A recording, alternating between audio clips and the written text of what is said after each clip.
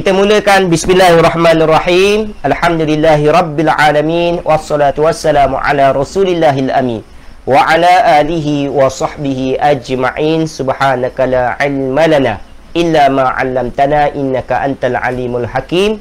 Wa sallallahu ala sayyidina Muhammad wa ala alihi wa sahbihi wasallam.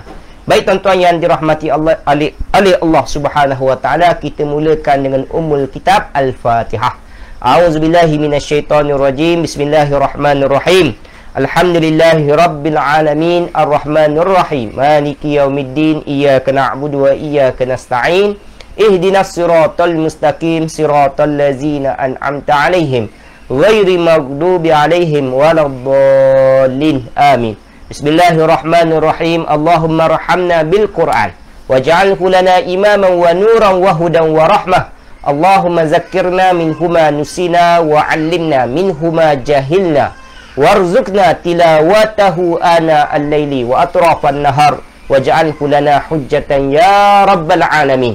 Wa sallallahu ala sayyidina Muhammad wa ala alihi wa sahbihi wasallam. Baik tuan-tuan yang dirahmati oleh Allah Subhanahu wa taala, apa khabar semua pada malam ini tuan-tuan? Saya doakan semuanya dalam keadaan sihat wal afiah insya-Allah. Mudah-mudahan pertemuan kita pada malam ini diberkati dan juga dirahmati oleh Allah Subhanahu wa taala. Baik. Sekali lagi saya nak buat penegasan. Malam ini merupakan malam yang terakhir kelas kita untuk peringkat asas.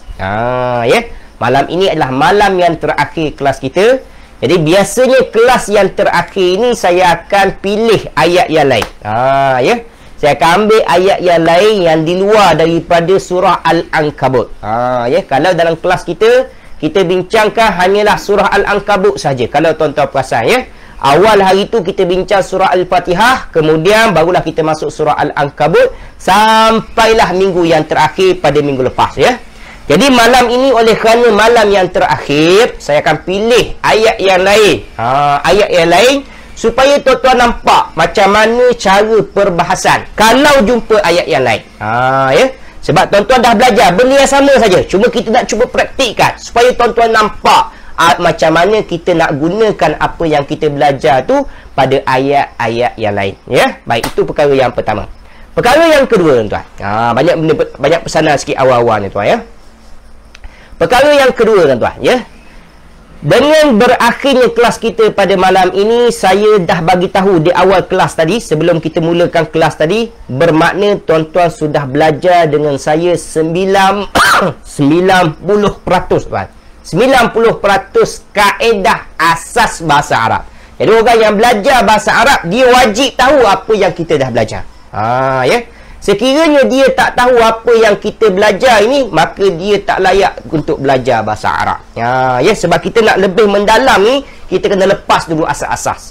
Apa dia asas-asas? Tuan-tuan dah belajar isim, fi'il, haraf, macam mana tanda isim, fi'il ada berapa jenis, macam mana nak kenal fi'il madi, macam mana nak kenal fi'il mudhari', fi'il amar, kemudian jenis-jenis haraf, kemudian berapa jumlah dalam bahasa Arab kan? Semua kita dah belajar. Betul tuan-tuan? Jadi Alhamdulillah, yang tu merupakan asas. 90% tuan-tuan sudah ada pada tuan-tuan sekarang. Jadi siapa yang follow kelas saya daripada awal sampailah minggu lepas, tuan-tuan semua dah ada 90% asas bahasa Arab. Bermakna tuan-tuan pergilah mana-mana kelas bahasa Arab, insya-Allah tuan-tuan akan dengar istilah yang sama sahaja, tak berubah langsung tuan-tuan. Boleh? Baik. Yang ketiga tuan-tuan. Yang ketiga pesanan saya. Saya dah pesan dalam grup tuan-tuan. Sebelum pukul 12 malam ini, sebelum pukul 12 malam ini, pastikan serahkan kepada saya nama penuh tuan-tuan, nombor IC dan juga alamat rumah untuk saya postkan CJ penyertaan kelas kita nanti kita akan hantar dekat tuan-tuan dekat setiap rumah kita akan postkan dekat tuan-tuan jadi pastikan tuan-tuan semua berikan 3 maklumat yang saya minta tadi supaya kami dapat uruskan CJ penyertaan tuan-tuan ke rumah masing-masing insya-Allah Baik, itu perkara yang ketiga. Perkara yang keempat, kita akan masuk pada ayat kita. Tuan-tuan boleh pegang Al-Quran. Hari ini saya akan pilih satu ayat yang di luar surah Al-Ankabut Ayat yang saya pilih ialah penghujung surah Al-Baqarah. Cuba tengok penghujung surah Al-Baqarah. Penghujung surah Al-Baqarah, tuan-tuan. Ya. Tuan-tuan boleh buka muka surat 49. 49, tuan-tuan. Kita akan bincang ayat, iaitu ayat yang ke-285. Saya tulis sikit dekat depan untuk rujukan tuan-tuan dahulu, ya. Muka surat, tuan-tuan. Muka surat 49. Arabnya dia tulis macam mana, tuan? Arabnya dia tulis 49. Sama aja, tuan-tuan, ya. Baik. Kemudian ayat yang ke berapa? Ayat yang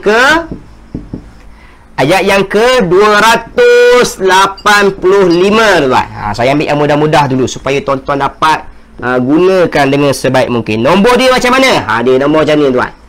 285, tuan-tuan, ya.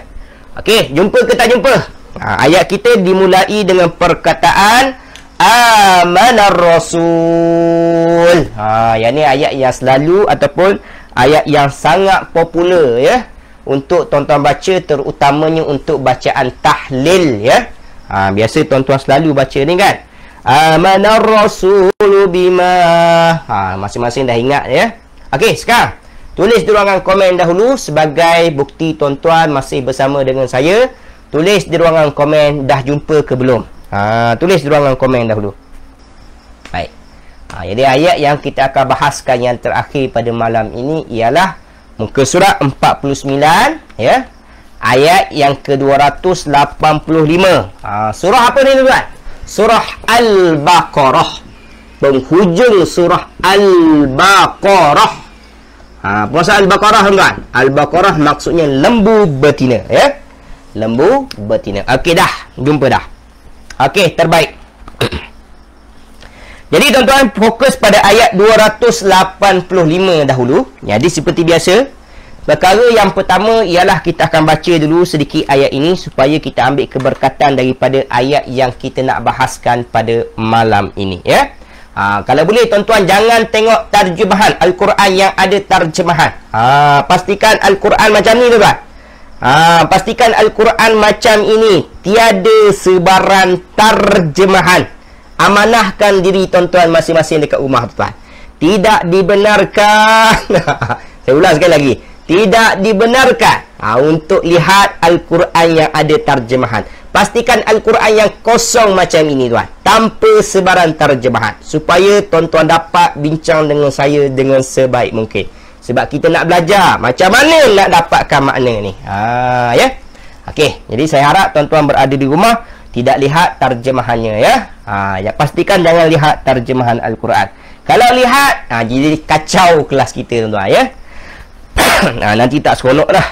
Okey, saya baca, tuan-tuan baca di rumah masing-masing. Kita baca sama-sama, tuan-tuan.